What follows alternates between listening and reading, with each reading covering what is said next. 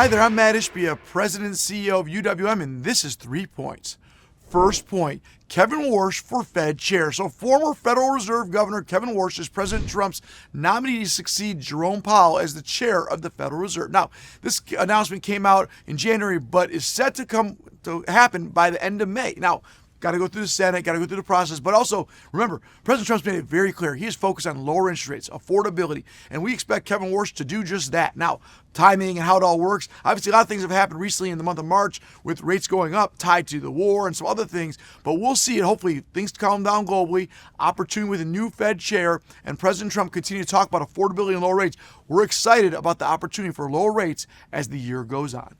Second point, Basel III could impact the industry. And so recently, federal banking regulators issued 2 new proposals to ease capital requirements under Basel III Endgame. Now, so what does this mean? What's Basel III? Basically, it's a rule that made it more difficult for banks to compete in the mortgage industry based on different capital requirements. Now, could it make it easier for banks to compete now that the new change will happen? And people are saying, well, now banks are to come back in and do a lot of mortgages.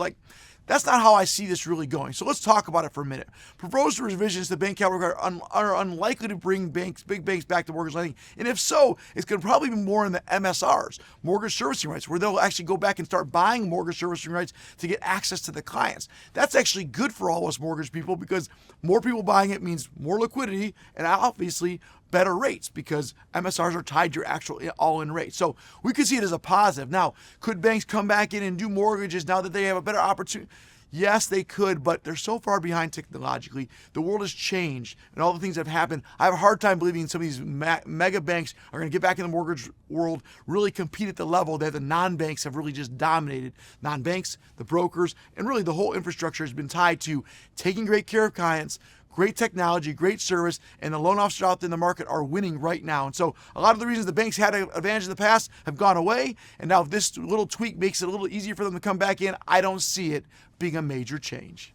Third point, Fannie and Freddie make positive changes to insurance. So Fannie Mae and Freddie Mac announced highly anticipated loosening of their HOI and master policy guidelines. The best part is they listen to the industry, the feedback, and change these guidance, which causes a lot of confusion and issues with borrowers not being able to obtain the required coverage.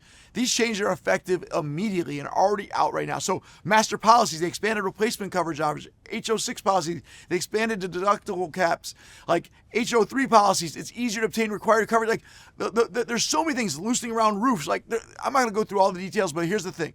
It's a big change, positive, will help on the homeowners insurance side and the insurance side in general. And we love that Fannie and Freddie listen to the industry, make changes, and implement them immediately so we can all make things easier, better for consumers across the board. So great job, Fannie and Freddie. Great to see those changes. We're going to keep seeing good things come from both those leadership groups over at Fannie and Freddie. Thanks for joining me. I'm Matt Ishbia, President and CEO of UWM, and that was 3 points.